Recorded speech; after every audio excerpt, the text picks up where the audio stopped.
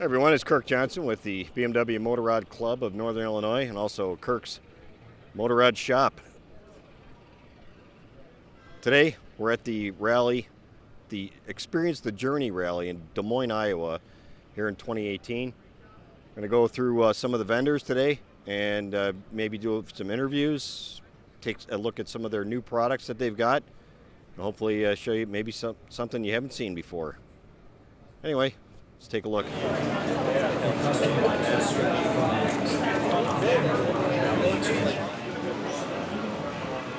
Again, that particular version you can turn on. I'm here with Mark Cook with Twisted Throttle. Going to show us the latest and greatest in Denali and the lighting system, some of the CAN bus system that he has. Anyway, Mark, what do you got? Well, we got our CAN Smart system. What we're showing here at this show is how easy this is to install. So we actually have our R1200 GS demo bike partially disassembled, and we're inviting people to come up. We're walking them through the installation, letting them do the installation, a good part of it themselves, just to show how easy and plug and play this is. You know, a lot of this technology we've used to control lights in a really intelligent way, to allow you to not have a lot of switches on the dash, and to really make it integrate with the bike very nicely. But what's really turned out to be the key feature is this is really crazy easy to install. There's no wiring to deal with in terms of, you don't cut wires, you don't splice wires, you don't do anything like that. All of the connectors that go with our Denali 2.0 series of lights, in addition to the horn and the brake light, are all plug and play. They're all the same connectors. The hardest thing on this installation, honestly, is connecting the ring terminals to the battery. Wow, that's great. So I've seen this type of system before. I know that HexCan has one. Is it similar to that? Is it different in any way that you know of? Is it programmable? That kind of deal? Well, this is totally programmable, and totally this is built for us by Hex. However, what we have done is done a lot of development on this and created our own software algorithms and created our own wiring harnesses to go with it. We really try to take the guesswork out of installing it. We've also, over the course of the development of this product, added a lot of features to it. So it's really kind of a co-development project with Hex that we have kind of made our own product. So, you know, the real benefit here is we're looking at the CAN bus system on the bike. That allows us to see all the switch positions. It allows us to know whether the bike is in high beam or low beam mode. It allows us to know if the bike is in daylight or nighttime. So we can set the intensity of the lights based on all those parameters. And the cool thing is we can do all the control of the lights. We can turn them on and off through the turn signal cancel switch. We can also set the intensities of the lights in any of the modes by using the Wonder Wheel. It's a simple matter of holding it in one direction for 4 seconds. The lights now flash briefly to tell you that they're in the set mode, and then you can twist the Wonder Wheel to set the intensity. Once that intensity is set, it stays in the unit, and it will stay over any power cycle. So whatever you set it up for, you turn the bike off, turn it back on again, it's back in the same setting. So that's a real convenience for the rider. We've also expanded it now. We control the horn. And one of the nice things about that is normally in these installations, you have all these lights and you have a high power item like a horn, like that horn. Wow. You have those high current items. You have to support them with fuses and relays. And if you have enough on the bike, you start to run out of space for all these relays and all the wiring, and it becomes really kind of a problem. This does all the current limiting, all the current switching, and all the protection right in the box. So from this little CAN Smart, which is a really tiny box, we can wire directly to the horn. We don't have to have a relay or fuse or anything. It's all handled internally. What that means is you basically lay this down in the back side of the bike, and you have no need to figure out a place for any of the relays or anything else for the circuitry. It's really plug and play that way, and it has cut the installation time dramatically for a full set, especially 2 lights, a horn, and a brake light.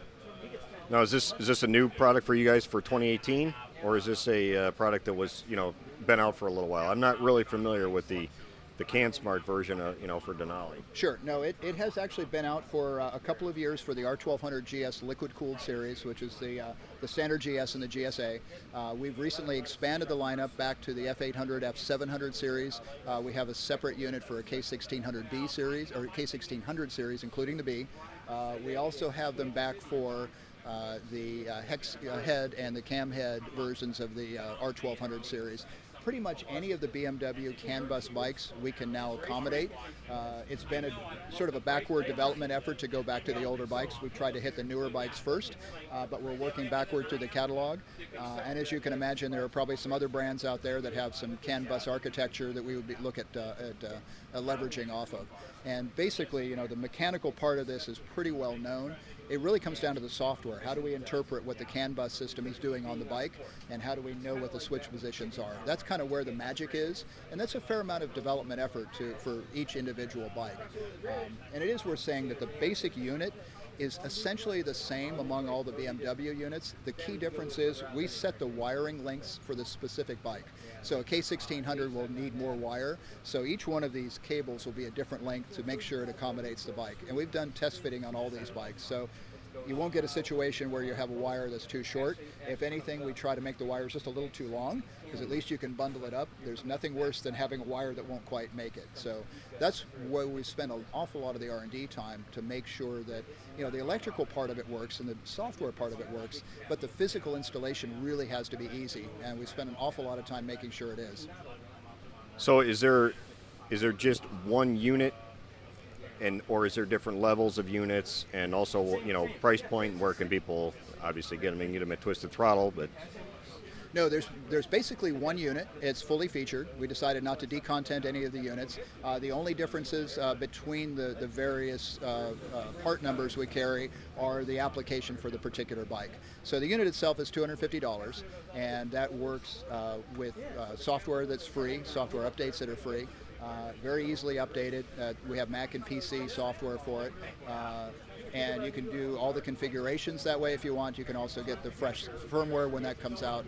And we really decided not to striate the program. We wanted to give every one of these sort of full featured, and that's been really popular. It's a little cynical to say, well, if you pay us $200, we'll give you this. If you pay us $250, we'll unlock software to give you more. Pretty much all of these are the top of the line units. All right. Well, thank you very much for showing us that, and good seeing you at the rally. Thanks for coming out.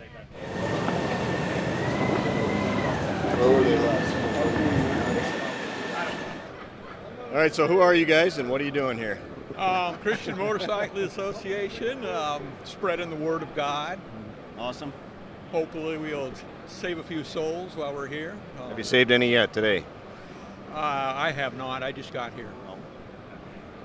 Only Jesus can save souls. Remember that. Jesus can save souls. we have all this is free for the taking. Of course, the greatest gift is salvation. Absolutely. Which is a free gift. It's a free gift. All right. Well, good to see you guys out here. Yeah. Thank you. Yeah.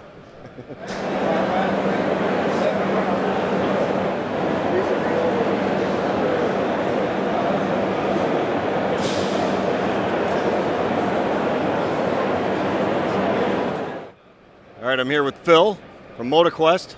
He's going to tell us a little bit about what MotorQuest is, what it does, and what they offer.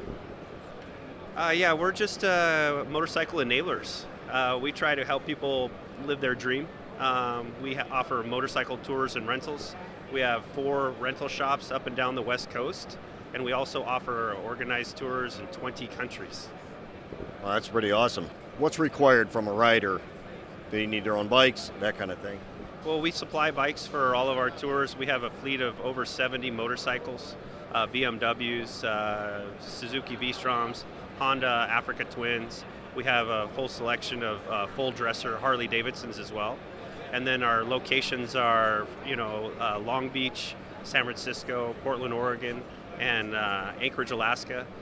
Most of our riders have ridden several different types of bikes. You need a motorcycle license. You need a valid, of course, credit card. That always goes over well. And we offer a service where people can rent a bike and go from one location to another. And they really like the freedom of that to explore on their own. And then some people want to do something a little bit different and get out of their comfort zone.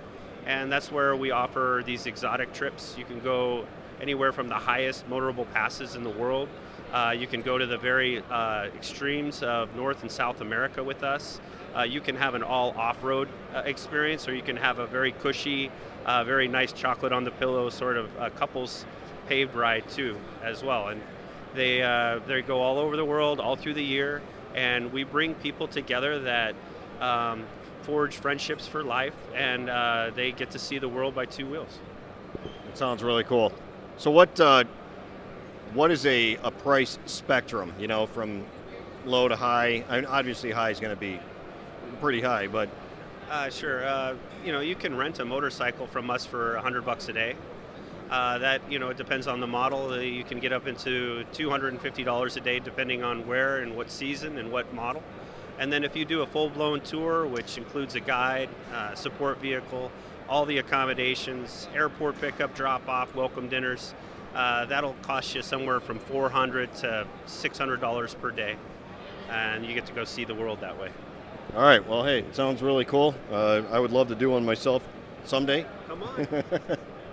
And it's definitely been a pleasure. If you come up to Alaska, you have a bike waiting for you. That'd be awesome. Thanks a lot, Phil. Yeah, my pleasure. Thank you.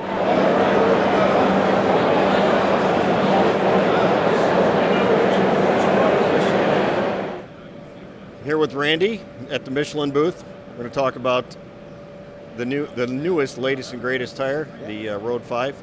Randy, what can you tell me about it? Well, the new Michelin Road 5 we're really excited about. It's the successor to the Michelin Pilot Road 4, which we've had for some time. We're expanding that family. The Road 5 is for your lighter weight sport touring bike. It's not a GT version. We still continue to have the Pilot Road 4 GT for your heavier bikes, your RT bikes, K1600 and so on. We continue to have that. The Road 5 features a lot of new technologies. It features what we call an XST Evo siping technology. So if you look closely at the tread design of the tire, the sipes actually, as they wear away, they progressively get larger. So to maintain the efficiency of evacuating water away from the contact patch, we borrow that from the Michelin Premier all-season car tire. So we're a large company, an engineering company. We share technologies between business units. So we're integrating that technology from the automotive side into the latest product, our Michelin Road 5. The Road 5 wet braking performance is exceptionally good.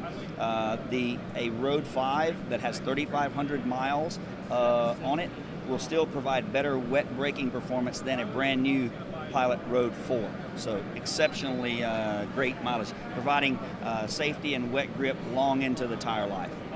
So usually there's a big trade-off, though, between tire life and grip.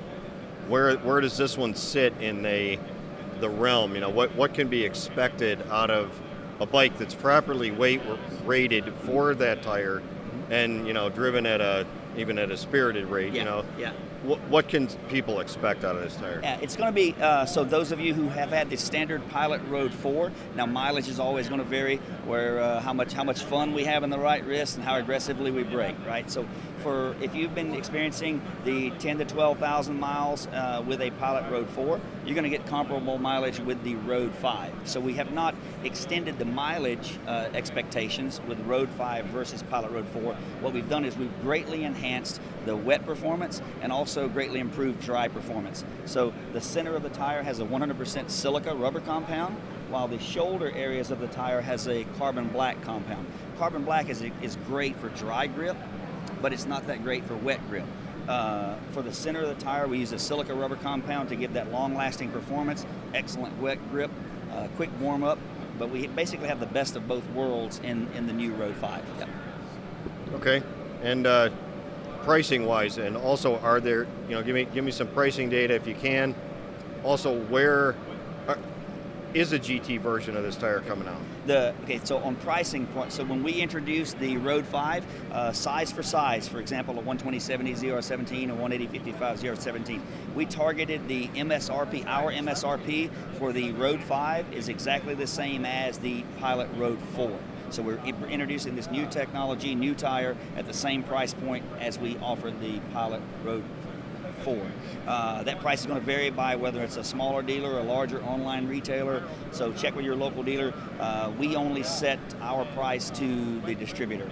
So okay. Our MSRP pricing is quite higher than what you, the consumer, end up paying for, a discounted tire, as the dealers are selling in larger volumes. So Can't give you an exact price on it, but What about the GT? Is that going to be in the future? yeah, the GT is coming. That will be available late 2019 when we'll have the Road 5 GT. So quite some ways away. We will have a Road 5 Trail version that's available soon in a week or so. So here we are. It'll be mid-July, end of July. We'll have the 110 9019 front and the 150 17 rear in the Road 5 Trail. The 120 19 front and the 170 17 rear will be end of 2018. Yeah. Okay, and what are the is there going to be any reinforced versions of this, as you know, like the 79V rated tires, anything of that nature? So what we'll have as far as a reinforced version is, again, what we will refer to once it's commercially available will be the Road 5 GT. The GT. Yes, sir. And the difference is, a lot of people ask, well, your Road 5 and your Road 5 GT, they have the same load speed index. Why do I need the GT? The GT version that we currently have available in the Pilot Road 4 GT, and we will have at the end of 19 in the Road 5 GT, it features what we call a dual angle technology. So we integrate not only a radial technology or radial casing plies, but we also use a bias casing ply to provide a more robust tire to carry those heavier bikes and provide a more long-lasting performance. All right. Well, thanks so much. No worries. Thank you for your time today. Thanks for stopping by.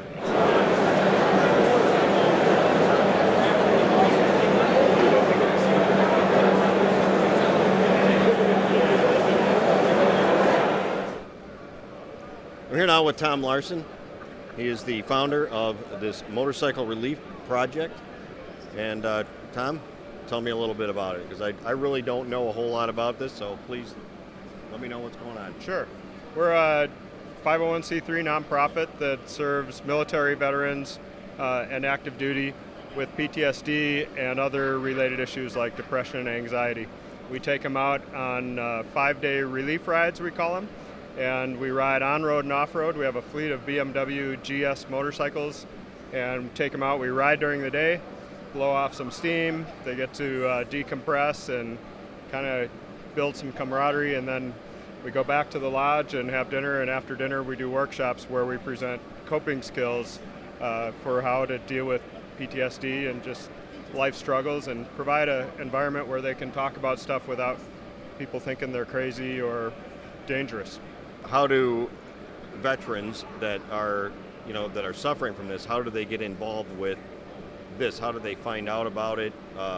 And are there costs involved, that kind of thing, or is it all through donations? How is it paid for? It's 100% free to the veterans who go on the rides. It's supported by donors who want to help.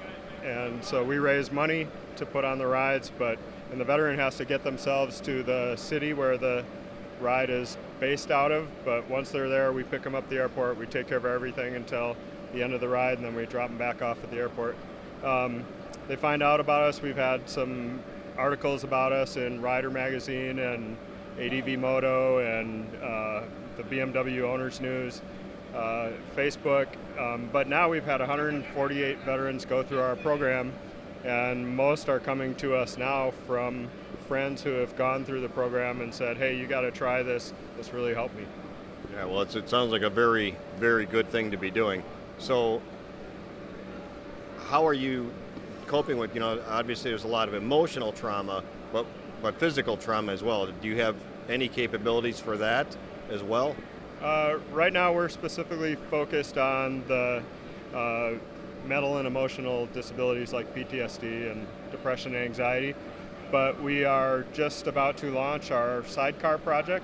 We're having a custom sidecar built at DMC Sidecars in Washington right now, so that we're going to be able to take amputees and other physically disabled vets who maybe used to ride but can't anymore, so that they can go through the program and experience the same thing that the other guys experience without actually riding the bike themselves.